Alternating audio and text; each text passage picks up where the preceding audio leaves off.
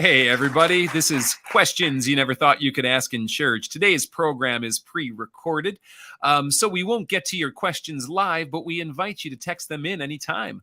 You can text the questions in you have about God, Christianity, the Bible, comparative religions, different belief systems, following Jesus in the world today, spirituality, how it all intersects, the big questions, the little questions, the crazy questions, the far-out questions, the completely hypothetical questions, the absolute practical questions, the theologically dense questions, and the ones that seem more surface. We welcome them here, 815-314-0363. Again, that's 815-314-0363. Even though we're not taking them live in the studio today, we have got such an inbox of questions stacked up because you guys have been texting them in. And I got to tell you, Steve, Andrew, Kent, incredible questions that we have lined up in the gate here today. I mean, I swear, I think we got like 28 episodes ahead of us of content to get through, even if we were doing like speed runs. Boom. Yeah. We're just going to hit them, right? We'll be doing this in eternity. We will be doing this in eternity. We're going to have this table set up in heaven, aren't we? You know, I think so. It'll be made of gold. The table. You know, yeah. Because it's in heaven. I don't know. See, I'm with you, Andrew. I know where you're going. Gold, a white gold. Yeah, white gold. Can we go white gold? Platinum gold, yeah. Is it still my studio? Yes. That sounds interesting to me. Yes. You know, we really need to look up like every single Bible passage with 21:6 and just kind of see what they say. I'll do that. And we're not going to let you know which one that this station is in reference to. And we're going to have maybe a contest here of going, you know, is it Jeremiah 21:6? Is it Isaiah 21:6? Psalm 21 verse Psalm? 6. Well, I'm going to look up Psalm 21:6 right now. That's the one about the fawns. And all bald people go to hell. What? All right, you ready for Psalm 21:6? Yes. Surely you have granted him unending blessings and made him glad with the joy of your presence. Yeah, that's not a bad one there, Ken. That's what we do. You know, for we're going to roll. Right here. We're going to We roll. start off every show with a 21:6 verse. I think we should. That's it. Here's shtick. Isaiah 21:6. This is what the Lord says to me. Go, post a lookout and have him report back what he sees. Again, you know, you could work with that. He's seen some weird things. He has. Yeah. Is that why there's a telescope by the window there? That's so you right. can...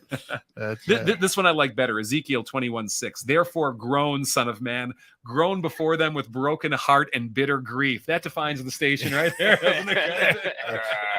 There's been plenty of that too. Some might say that we're just groaning on here. That's it. That's right. Oh, well. So it's Hat Day today. It's Hat Day. Yeah. Yeah. We proclaimed. We made it our own. Two of us. What's today?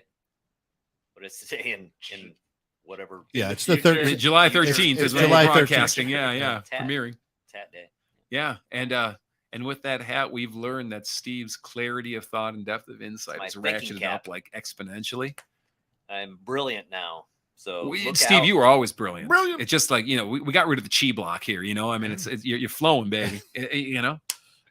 That hat fits This you well. reminds too. me of like if I look into that screen right there, I look like Tony Hawk, You do a little. Yeah, and I it's got nice. my Vans on. Are you looking Right. deep into your own? See that? eyes? Look at that. Looks like a skater right there. Oh, big time. Could be. Big time. Eternals is a skateboard brand, right? Yeah. Yes. And Vans, feel free to. Yeah, we're always looking for Sponsors. always, yeah. right. Yeah. Skate hard. Of course, with an influencer like yourself, that's That's what I do. it's big time. I feel kind of on the outs because I mean, you're doing the Billabong shirt here again, you know, and Well, you're You know. representing. I thought we Well, weren't yeah, but gonna this talk about isn't the skater shipments. vibe, you know. I mean, No, it's not. Well, that's surf. yeah, It's like, you know, surf skaters. I mean, come on, It's the that's same thing. same tribe. okay, now Same tribe. Here's Don't the shower. question: It's the same thing. TNC Surf. Anybody remember that game? No, Nintendo original or 64? original. Ah, I didn't have that. Oh, it was great. All right. Skating and surfing, Was it great? and it was. Your little I spent a six-pick lot. I mean, he's Ours. wearing a hat to this day. I mean, it There had to you have some go. kind of impact, yeah. Spent a lot of time with that game. Could never get through the park safely. Never made it. You never made it. I always got attacked by some dogs or something. And the sharks always got me when I was surfing. So, anywho, Well, you know, a couple of weeks ago, we did a 2-week round at Fellowship of Faith, where we're all on staff up in McHenry, Illinois. Visit us at fellowshipoffaith.org. But we did a 2-week round of taking questions live on Sunday morning. It's actually kind of one of my favorite things to do of the year. I just kind of love seeing what comes up in the moment and having to kind of like respond like right there on the fly. But I mean, we had such a volume of questions come in, and you know, and even since then, just the stream that continues to pour in. So we got a deep 15-page inbox here today. Hopefully we can get to your question today. We know we won't get to them all, but we will in time, right?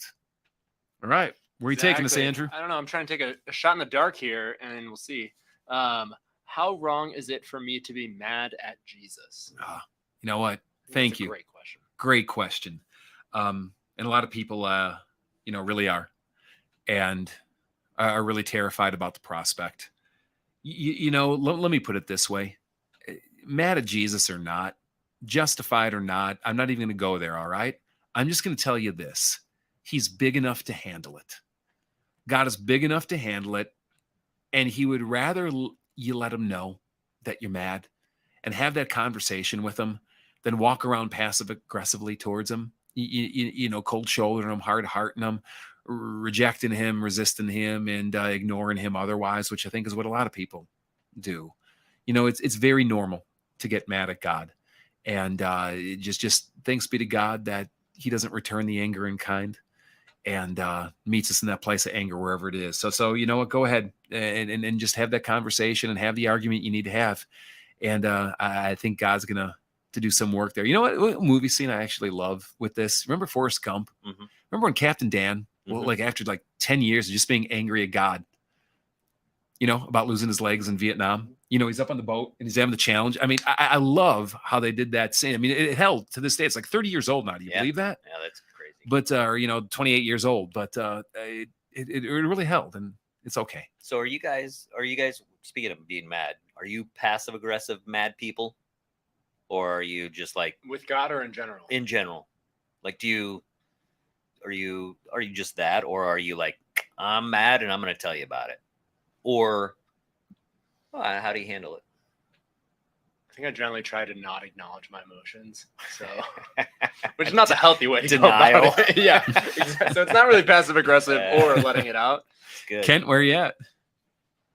Who are we talking with about this? Well, let's just say you and your wife. No, I wear my emotions on my arms.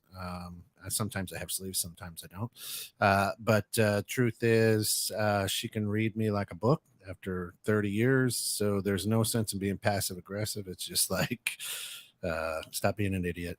I'll be upset. Here's why I'm upset. Okay. But Okay. it probably early on, I was passive aggressive. Yeah. Isn't everyone like you tiptoe around a little bit? Not me. No. Not me. Yeah. I'm an idiot. I go right into it like a bull. Let's go. For better or worse, here That's it right. is. That's it. Yeah, it totally depends who we're talking about here. The closer I am to someone and the freer I feel to be myself around someone, the more overt I am with my anger. It doesn't really sound like a good deal for them. But no, I'm not passive aggressive, but with a lot of people, there's a certain professional air that you have to put on where maybe like you, Andrew, it's not like denying that it's there, but it's just like, I hate to say stuff it out in down, this moment, yeah. but it's just like control it, let it go, deal with it, take it out on the treadmill, the trail, or the punching bag later on, You go put the collar on and just get mad. Yeah, put the collar on and get mad. Really drive it home. That's it. You know who I am? He's got a clerical shirt with the sleeves off, the collar on, gets on his Harley and goes. That's funny. The pastor of disaster. Yeah. Where you at, Steve? Oh boy, that depends on what it is. Like what I'm upset about. If Yeah. it's trivial, sometimes it's fun to be passive aggressive just to see if they pick up on it. Sometimes they do, sometimes they don't. And then I'll probably come out and be like, can you not pick up on my passive aggressiveness? And then like one of my big things is the dishwasher. Okay. Right. So if the dishes are This is done, most likely with family. sure. But, And then there's Just dishes. visiting, And what's- coming over. and you what's know, her name? Invite him I over. said, no, just make sure my And then dishwasher's there's- empty at home. Oh, that one slipped by, Kent. The dishes are clean in the dishwasher. They're just ready to be unloaded. But then there's dishes in the sink. And someone comes and they put dishes in the sink, but I happen to notice their glance. And I'm like, wait a second here. So then I'll open the dishwasher and I'll just start crashing these things around, putting them away. So that's my passive aggressive. All right. Because it's fun. And then someone will say, geez, why are you so angry putting those dishes away? Well, because someone came by and looked at it and didn't do it. So Now, I fall into this. I'm curious if you guys had the same thing with like your kids, but like my kids, I think often misread my anger. yes. And what I mean is they know when I'm angry, Uh-huh. but I'm flash in the pan about trivial things. Yeah. like, oh, come on, and I'll just kind of like have a little rant or something. But I'm really not that angry. It's Right, all surface right, level. yeah. The stuff that really gets me angry is often kind of the still deep water that they don't realize and don't know that it's brewing or building or And maybe compiling within or that is a little like childhood trauma in there. Oh yeah, fueling you the bet, fire. you bet. Yeah. Yes, and my kids will. All three of my daughters, like, I don't yell. Okay. Like, I'm just not a yeller, old yeller. But they'll always say, "Geez, quit yelling at me." I'm like, well, I'm not yelling. I'm talking to you. Yeah, but you're yelling. I'm not yelling. This is my voice right here. It hasn't changed at all. The volume hasn't even gone up. But it's in all caps somehow. As it Yeah, comes out of your yeah, mouth. right. Someone is bold italicized. I remember my McKenna or Maya, I don't remember. They're like, well, yell once then. And Barbie's like, oh, you don't want to hear that. Totally on my side on this. Yeah. And she's just trying to scare him a little bit. And so to this day, they're just like, oh, don't get him too mad so that he yells because it'll be loud. If I think I yell with my words, not my volume. So my like choice of words will get- vocabulary. Yeah. Okay. I can tell when I'm angry because there's a lot more F words and other cuss words. See, I thought it was going to go all like 5-syllable plus words on you. You get like erudite, I It just- become a thesaurus. yeah. F words like fellowship of faith. Yes. Yeah. Fellowship of faith. Fellowship of If I don't lead with a joke, that my family knows I'm pretty PM. So humor flies out the window. Yeah, because I deal with I think everybody should be happy and all the Mhm. time. That's just who I am, and I try to make sure everybody laughs and has a good time. So in the worst moments, I will always, whatever it is, I'll always lead with a joke because that's just how I deal with it, Mhm. right? So my kids, if I don't lead with a punchline, my kids are like, Look out. "Oh crap!" So, Dad, so then, yeah, so how do you think God's going to deal with this? Like, same way we deal with it. yeah, but I mean, like, so would he be passive aggressive every once in a while, or would he just lead in with a joke like, you're an idiot? Would the 40 years wandering in the desert be considered passive aggressive? I don't know. I'm just gonna wait till you guys figure this out. It would be passive aggressive if he didn't tell them why they were wandering 40 That's years in the true. wilderness, Not yet. Oh, wait, It's out a there. little longer. You know what? One more lap. One more. But lap. it's kind of a fine line though, isn't it, between like patience and passive aggressiveness? And I see that as a fault on my own side because I'll try to be patient, but the reality is I'm so flawed that the anger doesn't dissipate and it stews, and I still don't deal with it properly, even though being patient is still the right thing to do. Yep. And people, like, your emotion is seen. Yeah. So they see it. Yeah. It's just a matter of, do you think? Are you- But passive aggressiveness, I mean, just to be clear though, I think is different than a lot of this stuff, because passive aggressiveness is trying to find underhanded ways to take it out on the person. And I think that's different than just trying to deal with your own anger. Yeah, And I think it's sinful too. It's very sinful. passive aggressiveness is It's a for the passive aggressives out there, just let us know what you think. 815-314-0363. Text it in, You and can use all don't- caps if you you want. can use all caps, you can bold, you can underline, and Steve is happy to Explicits. take them all Yeah. and just Put in respond. some, Yeah. Put in some F words if you want. That Friendship. is true. I don't think in this Fellowship. entire string of questions we got from the last 2 days, no one cursed in there. They all And- seem to be pretty even. And are there any about cursing? There's no aggression. There's no. Oh man, People are just curious. it's lame. We have a curious on. congregation. Let's get up. Curious world. I mean, let's That's true. Yeah. come it from a lot of is. places. Okay, what else do we have here? What Yeah. what Well, other one thing I territory? thought of while you were talking about, like, as people get closer to you, you feel more comfortable showing your emotions or showing anger. I was wondering, how is that from a pastor's perspective? Because I'd imagine just relating to people can be difficult if they're like members of your congregation, or I don't know. It's that we seem to have Yeah. this aura of like, oh, well, you're a pastor, so you're closer to God, or you understand it more, so you don't deal with as much emotions or questions or any of those things. Like, I don't know. Let's Ironically, get the inside scoop. it's actually been the opposite problem for me. And that, and Tina would tell you the same thing. She never thinks about herself like a pastor's wife. She's just Tina. I'm just Dave, right? I mean, I'm not ignorant of my job. I'm not naive to the way people view it, but I'm naive to the way that people view me. And so much of my ministry, especially when I was younger, it was just, I just thought of people as friends. And it would often come out in roundabout ways that, oh no, you do view me in a different way. You do view me differently. And that would always kind of throw me off balance a little bit, because then I would kind of like realize, oh no, you don't actually want me to be myself around you. You don't want me to be a fully human being. And I'm not talking license for sin. I'm not talking about owning your crap. I'm not talking about any of that kind of stuff. That far more people, and I thought we were kind of beyond this, wanted the cookie cutter version, and realizing that's where they were at. And then you kind of go, well, I'm not gonna be fake, but okay, I guess there is a distance in the relationship here, and it's going to exist at a kind of a professional level with certain levels of professional decorum, which I'm not saying are bad either, by the way. So sometimes I think in our quest to be real, we use that as a license for like, really, you can practice some discretion in your life and learn etiquette. So it's often been something that I've had to kind of backtrack on rather than step into more, if you will. Yeah, that's interesting. Yeah, because I think most people's jobs, you have your coworkers and your work world. And Yeah. that's kind of, it's there. But then you have your outside of work world, and like, and in this kind of and profession, you it's don't really have that. enmeshed. Yeah.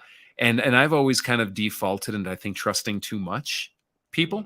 And I don't mean like getting conned or something like that, though maybe even on those lines too. And then after the fact, learning, not because I got hurt, but just because, oh, you're not allowing me in that place, to then kind of have to insulate off a little bit more. Yeah.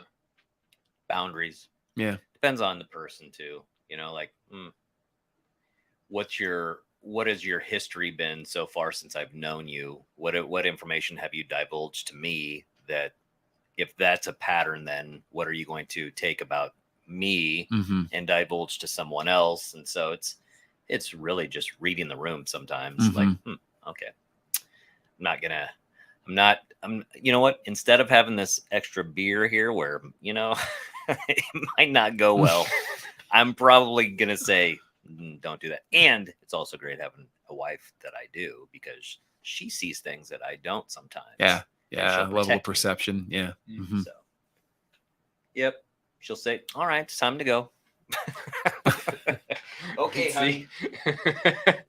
A lot of church workers, I'm curious your guys' take on this. We'll say it. It's certainly been my experience, but I fear. I don't like that word. I expect far more judgment from people in the church than outside the church, and I find far more problems of these kinds with people that profess to be Christian than people who don't. That isn't exclusive. That's a blanket statement that doesn't certainly apply to all people, but just as my general trend. Now, part of that could be it's simply where I spend most of the time and where the deeper relationships happen. You talk about people who live, without church culture. It's certainly out there, deeper than you can imagine as well, in workplaces and things. So, I don't want to boo-hoo this, no, or demonize the church, but I think you're right. But I also expect that as well. And the reason that I would expect that is because it's their church too, right? So it's not just our church. It's not my church. It's our church. It's our whole families. And so they've got skin in the game, and they want, certain things, or they see certain things, and we all have passions about it. And so it's like, I get it. And if you learn this too, it's like, as Christians, we're called to love each other, but a lot of people just don't like. Right. And that's okay. And not liking you should never translate into not loving you and treating you in love and treating you with the full respect and dignity and openness and kindness and patience and everything God calls. But just, we're not, firing on the same cylinders necessarily. And I also think too, like the intent, like if your intent is just to be a jerk to me because you don't agree with what's happening. Yeah. Well, that's one thing. If your intent is to, hey, you know what? I'm not really a big fan of this, but help me try and understand why it is that you're going this path. I'll have so much more respect for that than I will someone who's just gossipy and going behind the scenes and talking smack about certain things. It's like, look, if you can't just come to me and tell me this stuff. And isn't that the hardest thing when you come face to face with what I can only call spiritual immaturity? And you realize that just because someone has gone to a church for 40 years or has a pedigree of Christian faith as long as they can remember, it doesn't make them a mature or spiritually mature human being. And sometimes I think we just assume because of the way they dress, the way they purport, hold themselves, the way they're involved, things like that. And it's true for all people that way, but it still catches you by surprise. And patience too. Like, there's certain things where, you go into an environment and instead of just automatically just throwing up what your thoughts are and vomiting those thoughts out, like, why don't you just sit back and see what unfolds here and then make a determination as to how you really feel about it, versus just, I'm going in there, I don't like this, and this is not the way it used to be, or this, I don't like that, or blah, blah, blah. It's like that maturity, just to, all right, step back. You may find that things look very differently in a month, for instance. So just hold on. Yeah. Well, and I found that I tend to stereotype or take thoughts I have about like the global church, if you will, and then apply them to specific members of my church. Yeah. And be like, well, you are representing this issue that I have. So it's like, I don't know. It's a different. Like, what's an example? I don't know that I have an example specifically. But generally, kind of I think here. like just like frustrations with what I view as like the church at large, and why don't we do this well? Whatever. Yeah, and you you're pinpoint like, your lightning well, rod. You're the example of that. Even it's though like nothing to do with it, but it's just yeah. So it's easy to then have a negative view of like my church, of my congregation because of that. Yeah, because I'm like, well, I'm in a church work position where I could impact that the church at large, but I'm like, but all you people are causing problems. And it's like, okay, but I'm a part of that too. Like, I'm causing problems too. We had a question come in. It's kind of interesting on this line. And it's, how do we manage anger caused by factors that don't feel biblical? I love it. Kind of realizing and admitting and responding to what's going on. And, I'm interested in this, the way it's put, but I don't feel biblical, because I think I understand the meaning here. But I want to challenge maybe the assumption that there's good anger and bad anger. I'm not sure that the Bible talks about good anger and bad anger the way that I think a lot of us will assume or describe. There's just anger. And Jesus says anger is dangerous. Or I think you can at least codify his teaching on anger as to say that it's dangerous. It's very popular today to talk about like a righteous anger or a righteous indignation. It's for the underdog. We should be outraged. Since when in the history of the universe has like outrage been viewed as a virtue? I mean, outrage literally by definition is being uncontrollable in your anger. When has that ever been viewed as good in any culture, anytime? But we have so twisted, I think, the concept of anger because we feel it and we want to justify it, that so much of what's done in the name of righteous anger today is little more than revenge, or spite or hate or whatever it might be. Jesus views all anger as dangerous. And so the way that we manage anger, and the way that Jesus, I should say, in the New Testament encourages us to manage anger is a few-fold. To deal with it quickly. I like how Paul will put this. Don't let the sun go down on your anger. Deal with it the same day. Jesus will say it this way.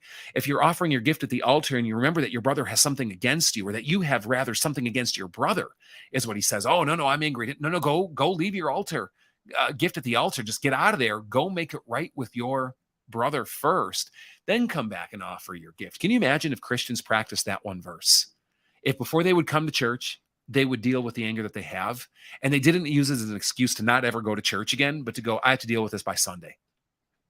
Be a better world by far. And right? that is even more allowing than in the Bible. It says, don't go to sleep on your anger. And we're saying like, you've got a whole week. We're even getting a week. We've got a whole week to do. Jesus says day, but hey, we're going to give you a week, right? Because that's what we do, right? But no, can you imagine that? So deal with it quickly.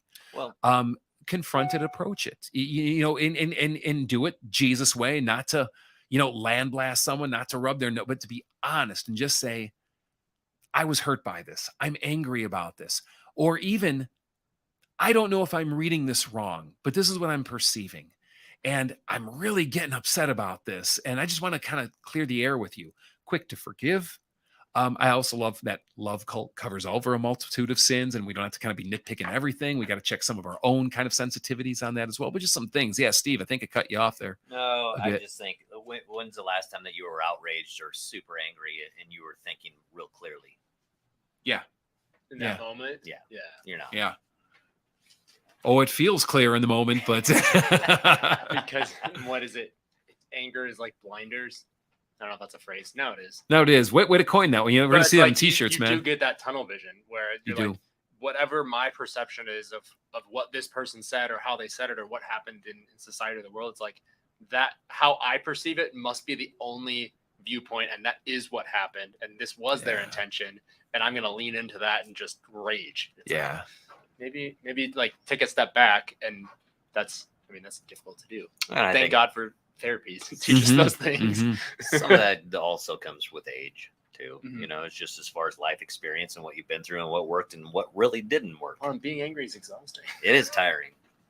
It's taxing. Laziness is a solution to anger, huh? It is. Laziness and apathy. Go- Better than anger. Go have a good meal. Though I find it doesn't make it go away though. Like I got to personally, I've got to process it out a lot of times and often physically. I like working out. And I don't see how people don't, only from the mental health aspect, because for me, it's such a channel of the pent up frustration, stress, anger, processing scenarios over and over again, just run it out or punch it out on a bag or push up it out or lift it out or, whatever it happens to be. I can't say I'm there. Well, it takes your mind off of the anger. If you're struggling to breathe, you're less focused on being angry about it does have it does have that effect. That it's a coping mechanism. I have no I'm not doubting that at all. I just hate working out. Hate it.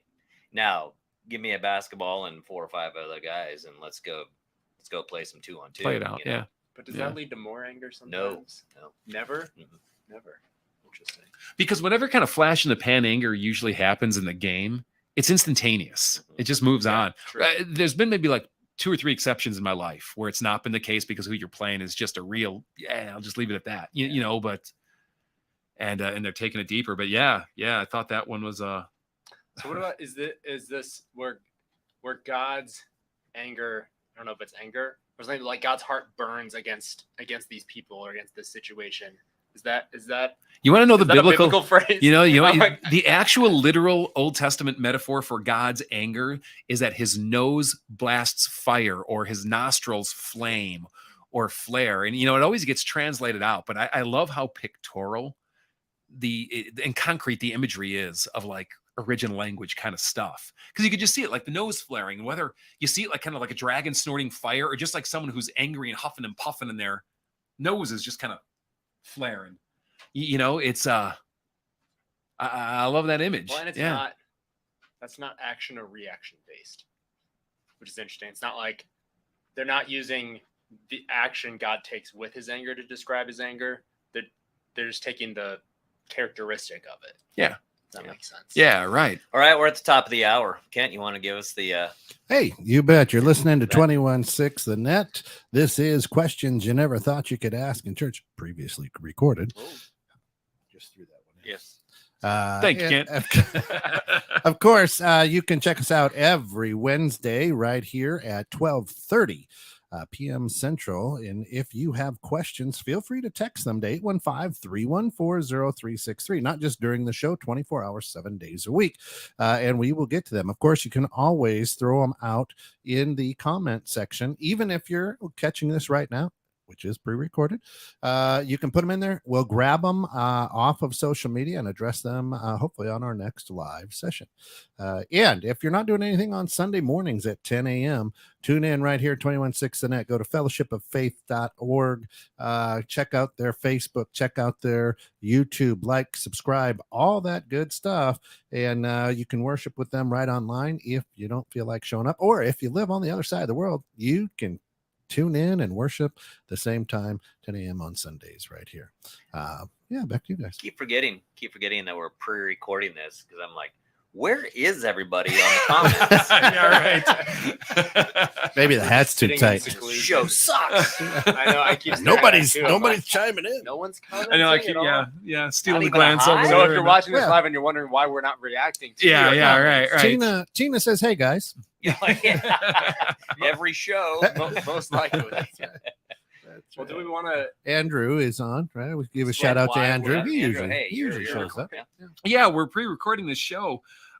So and Andrew and I and about 20 other people from our church are going to the National Youth Gathering, which is the convergence of about 16 to 20,000 high school students in Houston, Texas in July, for about 4 days of concerts and breakout sessions and speakers and worship and just kind of all that, the fun, joy, trauma, and sorrow that doing life together, You should equates. write the ads for it. I should write the ads. Come So, down for a time of trauma and sorrow. For about 12 years, I worked on the crisis intervention for the National Youth Gathering, and that was kind of basically the job. Was just going around to trauma and sorrow. But it was amazing that for that volume of people converging on a place like that, how little we were actually on call. Well, like we were trying to create work, I think, more than like responding to actual need, which is a good thing. Yeah, I wonder know? how different that's going to be this year. Yeah. Because of COVID, because of the isolation, because that was 3 years ago, Mm-hmm. meaning the last gathering. Mm-hmm. Kids are different right now. Oh, That was 2019 before Yep. a lot of stuff Yep. happened. So you may be overwhelmed. Is that what you're doing? Are you doing that? No, this year? no, I'm going straight Just going, chaperone this okay. year. I'm just going with our own congregational group. Mhm. Andrew's going the same way with that. There's like 4 or 5, I think, of us as adult chaperones and about 20, 22 students, I want to say. And yeah. And Andrew Yeah. let the Spirit move. He waited till the last moment to decide whether or not he was going to go. Well, I got asked because another chaperone Yeah. couldn't go. Yeah, I know. So then I got filled in. Oh, I'm glad you're going. Nope, Yeah. it's the Yeah, Holy I'm Spirit. excited. It's going to be a good trip. It wasn't the other person. It was the Holy Spirit You for were sure. waiting. You were praying feverishly. show me a sign. I was, yeah. So let's jump into another question here. I like this one specific to Fellowship of Faith specifically, but would FOF become a Lutheran school down the road? Someone texted this in, I think, at our live broadcast, within our own congregation. So we're at a church in McHenry, Illinois, which is about an hour northwest of Chicago, give or take, maybe 10, 12 miles off the Wisconsin border. And, to the question, would we ever consider, opening the school someday? Within the Lutheran tradition, there is actually a pretty, a strong, tradition, I guess you could say, of education. They've always valued it highly, and not just at like seminary level and graduate level, but all the way down to kindergarten. The idea that it's just so important to instill. The truth of the faith is revealed in the universe through the God who gives it into us from the time that we're young, and that taps way back into even the ancient Judaic tradition, if you will. Needless to say, I don't think so. And there's a few reasons behind that. One is there are a lot of really good Christian schools in our close vicinity. And I think one of the mistakes that the Christian church makes is we're all trying to do kind of like duplicate each other independently. Like we're all kind of just doing our own thing, almost like we're in competition with each other, rather than if a church down the road is doing something great, build into that and let them build into you where you're thriving. We got to get out of this kind of like isolated, siloed mentality that I see so many congregations in. Number two, it's exorbitant in cost to run a private or parochial school in this day and age, and especially in an area where there are good schools and parents don't want to spend $11,000 a year in tuition for 5th grade education. Just the feasibility of not only launching it, but being able to run it successfully and competitively is, I think, getting harder and harder in this world. And, look, someone comes by with a, $100 million, endowment saying this is a dream of mine. Hey, rock on, let's figure it out. But, the day and age is gone, I think, of just having a successful Lutheran school because it's, quote, Lutheran, or because people are naturally going to want to come because they assume that there's some kind of Christian environment or education there. I see more Lutheran schools closing their doors than opening daily. They just don't manage a resource the way they need to for the cultural climate we're in. So again, it's not a never by all means. I love Lutheran education, but and Christian education for that matter. It's just some of the practicalities stand Yeah. behind it. I would say there's two things to that. One, if there was school choice, and so the money would follow the student. Yeah, I that would think change the that game. would change That the would game change a the lot. game. So if you're interested in that, talk to your Text your senator at That's 815. right. That's right. Because there is a lot of controversy right now as far as academia and public schools and what's being taught and whatnot. So I know just for me, like my daughter went to, a Christian school from, kindergarten to 8th grade. And when we moved here, just change for her. Not to say that I have anything wrong with public school system, but the one that she is going to right now, I kind of do, so but what other option do we have right now besides a public school, and other than traveling, miles away to go to, which is difficult in its own it's right, hard to do. Yeah. So anyway, so there's that. But you mentioned something earlier though, that was the schools and them trying to be independent of one another and maybe not working together, or trying to create something that was differing from the other school to set themselves apart or whatever. Don't we think that's the same with the churches around here? Oh, absolutely. And I think it's the same in most churches and most places. Yeah. Well, and I think even outside of that, like, do we need 15 Starbucks in a city? I don't know. Maybe not. Yeah. I don't know. But their profit margin votes, Yeah, right? absolutely. Not to be naive of how that impacts local churches as well, but it is kind of different. And I'm actually all about lots of small churches. I love big church, but small church or micro church is an untapped, overlooked powerhouse resource that has the incredible capacity to do so much good in this world. But I think that the problem, so I'm all about populating dozens and dozens and dozens of small churches in a community. But Christ never called us to be working in isolation from each other. And it doesn't mean we can't have our own flavor, our own way, and our own kind of MO of doing things. But just the absolute apathy that I think often exists, or even phobia that's there about any kind of sense of collaboration. I think it breaks God's heart. Yeah. I go both ways on that. Like, I love the big church. I love seeing so many people gathered in his name, kind of similar to the National Youth Gathering, where it's like, oh, wow, you get to see all of these believers joining together. And so to me, like, I would rather see let's just say this area, let's say we were to build a facility that was 3,000 people. Okay. That's all of almost all of the Lutheran churches around here combined. We're not very populated. Think about the resources that it would all those resources combined would have a great impact. But at the same time too, like, you can still have small church in a big church. It's just you're collectively getting together for corporate worship, so any church you can have your pockets, whether it's a 200-person church or a 3,000 person church. 200 people, you're not going to be friends with everybody. There's just no way that you're going to know that. So it's like those importance of small groups or house gatherings, or like the table dinners, or all these things that are fellowship events or sports or whatever. It's like, I think those can all be part of the church, whether or not it's a big church or a small church. So anyway, so let's do that. Let's combine all the LCMS churches in the Northern Illinois district under one roof. That sounds like nightmare. For a banger. Maybe it would be a banger. Once every 3 years. Once every 3 years. Yeah, 3 days. Once every 3 years, right?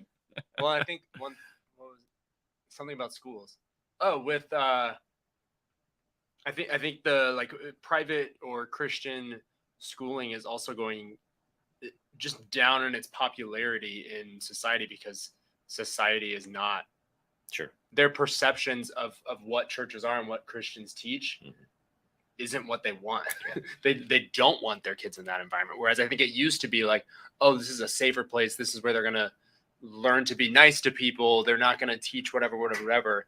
And now the societal view at large of church is flipped. It's opposite of that. Those are the bigoted people. Those are the people that are lying to you. Those are the people that are this. And it's like, that happened pretty quick. That switch happened. It'd be pretty interesting to quickly. see. I'm sure there's studies done on this, but how the perception of not church, but religious school plays out that way, especially at the younger age, like elementary school, maybe middle school, things like that. Because preschools have no problem populating. Absolutely. Ever. No. I mean, so my apologies to the one that's struggling out there. But generally speaking, you do see that there still seems to be this young parent idea of like, oh, get them in this nurturing environment. Or at least a disconcern for whatever's being taught theologically. I like it because they do a good program. Yeah. I'm convinced it's tuition money. Mhm. You hit kindergarten and boom, $7,000, please. Yep. And that's cheap. Yeah. On top of property taxes. Yeah. All right. What else do we have? There will inevitably be many people who live their whole lives without being introduced to Christianity due to location, family upbringing, etc. How can God expect them to come to Christ? Yeah. This is one of the reasons why the New Testament puts such an emphasis and impetus on go and tell. And that is the biblical answer to it. We can hypothesize about other ways that God might reach people or get to people.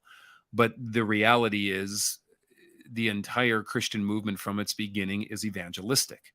It is good news that needs to be shared, because if you love people or care about people and there's something that can help people or bring hope to people, an encouragement to people, you share that with them. And so when you read the storyline in the book of Acts or the New Testament trajectory, or even Jesus himself, they never saw that as a barrier. It says a couple of things. One, don't use it as an excuse. What are you doing to share the good news? Would be Jesus, I think, direct answer to you. And to tell people winsomely about what God did for them. And number two, I think it also indicates, maybe more subtly or more tacitly, is that this isn't problematic for God. God's not sitting there with this idea of going, it doesn't seem to be panic driven for God. The way it turns to be panic driven for Christians, where we got to get out there and tell people right away. Otherwise, oh no, they're going to burn in hell. They're going to be lost forever. Well, okay, I don't want to underestimate an urgency to some of those lines of thinking there, but that's not the spirit by which they're going out. They're going out with the joy of what God is doing in their life, not with this desperate fear that we got to save them back before God strikes them down because they haven't heard. Romans chapter 1 is a fascinating passage of the Bible that seems to speak against what I would call the innocent person who never heard that gets unjustly judged. I mean, Romans 1 has no toleration for that line of thought going, wait a minute. We're setting up a false hypothetical here. So look, God is big, God is vast, and God has the ability and does work indiscriminately in all kinds of amazing ways to bring the knowledge of his truth to people wherever they are. The good news as a Christian is we believe that in Christ we have greater clarity about who God is, and we get to bring a more vivid image to what's already kind of sensed or apparent out there in the landscape. Yeah, great question. As Christians, we can share the hope of Christ's suffering, death, and resurrection to non-believers. But how does one explain to a Holocaust survivor or from a tyrannical, I don't know what that to a word tyrannical despot like Idi Amin or Kim Sung or, Pol Pot or Putin is on here, Yeah. So where was God during that horrible ordeal or situation, and now through the nightmares, why they had to suffer and witness such evil? So kind of why does God let evil people do bad things? Yeah, that seems to be the that's question. what it's getting to, and I want to kind of address the way that it's worded here, because it says, "How can we share the hope of Christ to non-believer as Christians? We can share the hope, but how does one explain to a Holocaust survivor, or someone from a tyrannical despot, where it was?" I'm curious if this is based in an actual conversation with a Holocaust survivor or someone who's survived terrible, a tyrannical despot, or if it's a purely hypothetical conjuration, if you will, that someone who has grown up in a privileged upper middle class American society is used as an excuse for belief in God. Because I think the answer to that question, while still a valid question, how you answer the question can be very different depending on who it is. If I'm talking to an actual Holocaust survivor versus someone who has never lived in a household that's made less than 6 figures in their life and has gone to, good schools and had a happy family life at home and had a car when they were 6. It's going to be a very different way of approaching the subject. So I think it starts there. It's fascinating when you read the stories of those who have suffered deeply, and you can read the stories, the firsthand accounts of people who did survive the Holocaust, but also people who suffered under, the communist regime of Stalin or whatever flavor it might have been of the month or year, and many others around the world. Isn't it striking that there's 2 equal and opposite reactions to suffering evil? Some people come to greater faith in God, and some people turn in anger or disillusionment from God. Evil does not seem to be a defining moment by which it determines whether someone comes to God or not. It seems to be determined by something else. And I almost think that the hypothetical conversation has to start there rather than with the problem of evil. Because if evil were really a problem, I think we would see universally or near universally people who experience evil to the proportion that they experience evil turning from God. And that is not what you witness. So what I would say is just talk to the people. Talk to the people on both sides. Talk to the people who have turned from God and talk to the people who have turned towards God, and hear it from the people who have actually suffered evil and take it out of the hypothetical debate. And I think we'll learn a lot if we read their writings and listen to what they have to say. Yeah, I saw something recently. I think it was a Tony Robbins movie or documentary or TV episode or something. But he's like a motivational. Yeah, we know. Yeah, and if you don't know Tony Robbins, just quick Google and boom, you're there. Netflix, I am not your guru. Yeah, that's what it was called. Yep, and it was really good. But in that movie, multiple times it talks about how people have had hardships in their life or difficulties in their life or horrible situations or any of those things. That creates the person that they become. Absolutely. So in that moment, they're probably not like, I'm going to praise God right now because of this thing. But down the road, as they grow through that, as they learn to process that, as they learn to help other people through similar things, that's when, in general, I feel like you start to see the curse as a blessing in a way. Because that's like his whole thing is like, I would not be doing what I'm doing right now had I not have had a horrible childhood and, terrible parents and abusive people in my life, because I would never have a heart for people who have been through that. So it's like interesting how almost time seems to give you a little bit more perspective on that. Like, I'm guessing there probably weren't people in the middle of the Holocaust who came to faith in that moment, but maybe after the fact, that was something that happened. And obviously that's hypothetical, but. Or maybe they did. And maybe, so what's their avenue of, okay, look at Idi Amin was mentioned in that, or maybe you just mentioned that. No, he's actually in the question. Yeah. So you look at the country of Uganda, where Idi Amin was ruler, dictator, and how brutal he was. Look at that country. I mean, it's primarily a Christian country. Why would that be? Well, because probably they were looking for anybody to save them. And so when you what hope do they have? They have nothing materialistically. They have no food, no water, rarely. They don't have any hope in their government. There's no hope in any jobs. And so it's absolute corruption, everything. Hope? Yeah. Well, the only place you can't go, and so even to this day, still now it's even. And you saw that predominantly with African slave trade, in the United States as well, the deep spiritual Christian life that came out of the slave movement, precisely because God is a God of the oppressed, the poor, and the broken. Yeah. And to be able to find that level of hope and truth and future in that has led many. I think the problem that I've seen many Christians get into, though, is that because there certainly is, as the Bible will put it, God will work all things for the good of those who love him. And, suffering produces character, and character produces perseverance, and perseverance produces hope. And we can speculate on what good kind of comes out of evil. But sometimes what I find happens is that Christians will then start calling evil good, or soft pedaling evil. Like, well, the Holocaust was used for good by God. Well, he could even take out of the worst thing redemption and good, but it doesn't make it less evil. In fact, God would even call it more evil than I think what we would perceive it to be evil. And that's pretty evil. Or any of these other number of situations. And so within this, it's never to undermine evil. If anyone calls evil evil, it's God.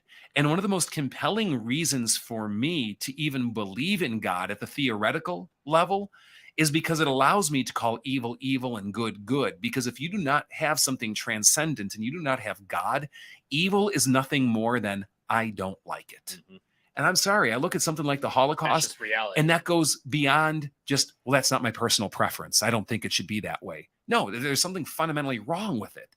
It's evil, and God allows it to be evil because he transcends my own, preference or just the happenstance of the universe. Right.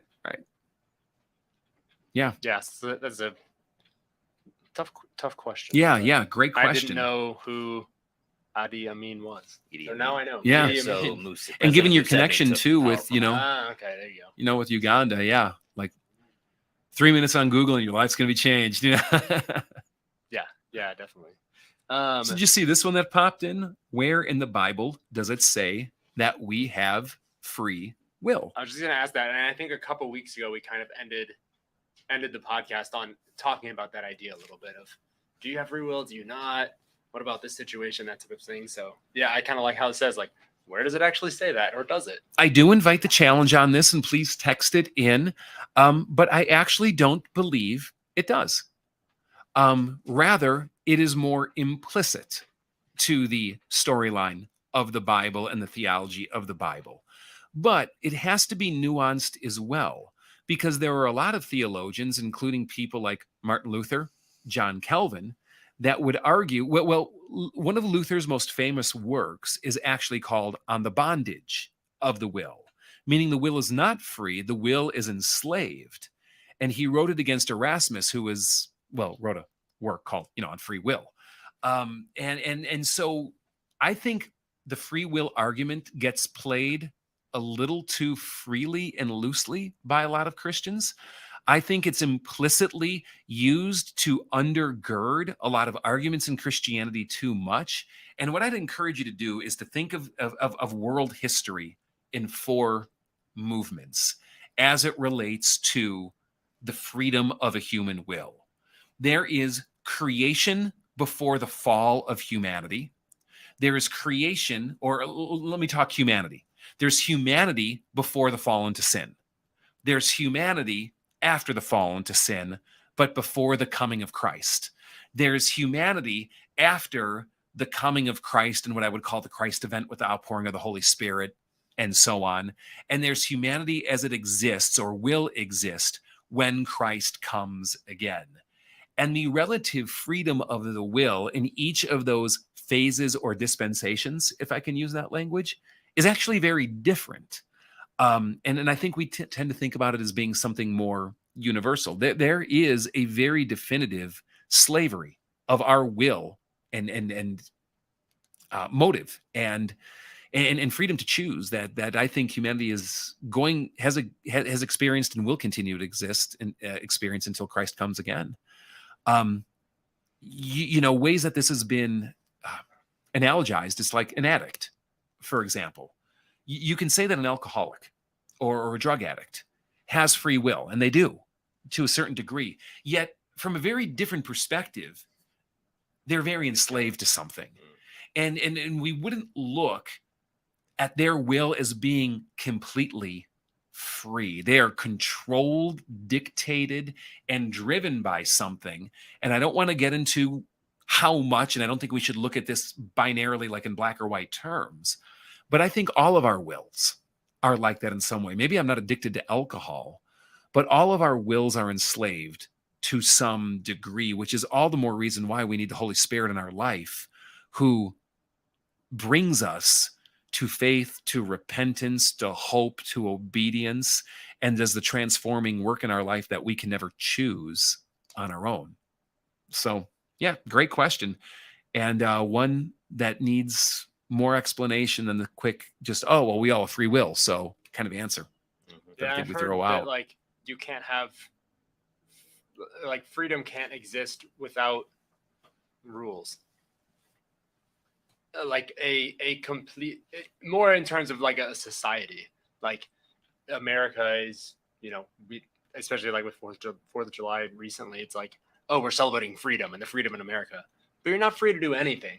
There are still rules that your freedom exists within, that allows it to flourish, if you will.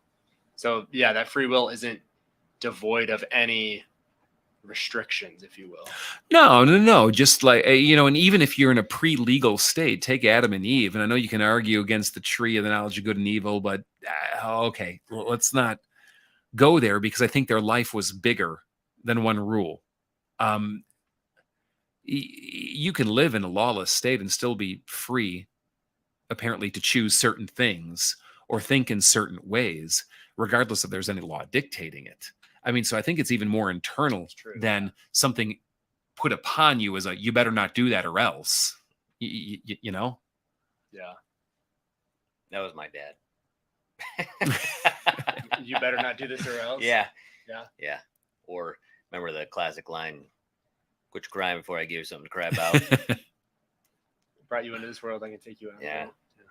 It was good. There's a lot of I had rules. a lot of parents threatening their children. Didn't follow them very Certain often, moments. but I had rules. But again, let's kind of resituate what freedom of the will means as something other than God as lawgiver. That's just one piece of the entire expression of reality and humanity and life with God. Why the tendency to always run to God as the one who gives rules, and am I free to break it or obey? It's just, I don't think God thinks that way. Mm-hmm. Fundamentally, how are you free to live? And being free to live doesn't mean I can do everything I want. I physically can't do a lot of things. I can't fly, right? I can't raise myself from the dead. I can't, these are weird examples, but lots of things I can't do, not because it's being imposed on me. It's just the limitations of who I am. Making me think of a lot of stuff. Andrew's pondering. All right. We got Got more some coming things. back next time. It's not. What's the old saying? It's not if you win or lose. It's how you play the game. Was a quote from the person who always lost. Right. So Yeah. we're given free will. It's probably created by the sinner. Right. Hey, you got Who's free will. all too aware of that free That's will. correct. We got about 3 minutes, Andrew. Yeah, All right. I What do we know. got? Should we do that one? Yeah, Let's let's do jump it. on this one. Let's do it. I We saw get you a 3-minute highlight it. answer to this. Why is God so different in the Old Testament than he is in the New Testament? I don't think he is. I really don't. And the more that I read the Old Testament, the more I'm convinced of that. I think a lot of us, and I've certainly been guilty of this myself, selectively read the Old Testament, or even worse, don't read the Old Testament, but remember or think we know some stories from the Old Testament and project that on the entire Old Testament, when in reality, it's like 1% of the storyline. Give me Old Testament wrath any day over New Testament wrath. Old Testament wrath is some kind of judgment from God, like the fire and brimstone on Sodom and Gomorrah or something like that, let's say. New Testament judgment from the mouth of Jesus, who everyone says is about love, is hell. Give me the Old Testament wrath any day. Jesus is very clear that he is the God of the Old Testament, and he is the clearest perception and embodiment of who that God is. And so if you want to know who the God of the Old Testament is, you got to look to Jesus. It's this weird testamental divide we make is artificial and arbitrary. It's not how God looks at the universe. It's not how God thinks of himself. We just, for editing's sake, made 2 parts to the book. No, it's one book. It's one story, one revelation, same guy. I think you can look at it too, like the Old Testament is generally God the Father. I think that's arguable. Yeah, arguable. I would say in the beginning, totality, God it's not created the necessarily heavens an and the account earth. of Jesus. Whereas I think generally when people think of the New Testament, they're like, oh, it's the story of Jesus. Well, sure, and it So is the you're story of looking at Jesus. Yeah. God, Yeah. the son of God, God as the Son. So it's a different person of God. So you will see different aspects and different attributes. But it doesn't mean that God has changed in some You're way. certainly saying the second person of the Trinity in the New Testament blazingly clear. Yes. But does that imply that he was not present? No, not at all. In fact, John 1:1, the Gospel of Jesus begins with in the beginning, and I'll just substitute his name in where it says word. In the beginning was Jesus, and Jesus was with God, and Jesus was God. He was with God in the beginning. Through Jesus, all things were made. Without him, nothing was made that has been made.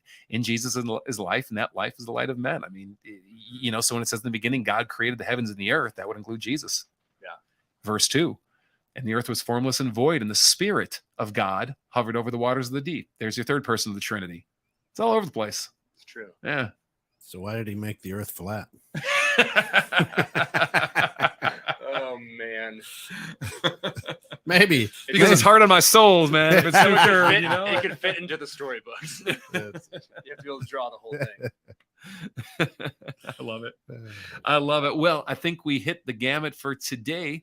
Again, we want to thank you guys for tuning in. Appreciate the questions that you're asking. Keep on asking. You can text in anytime to 815-314-0363. We will get to your questions as soon as we can. We go live every Wednesday, 12:30 p.m. Central Time, but catch us if you missed us in past episodes. Pop on Spotify, pop on Apple, whatever your podcast provider happens to be. Just search questions you never thought you can ask in church, or join us at fellowshipoffaith.org. Go to the FOF Plus page. You can catch us there, or even catch our Sunday services live on Sunday mornings at 10 a.m. Hey, God bless you guys, and we'll catch you next time. Take care.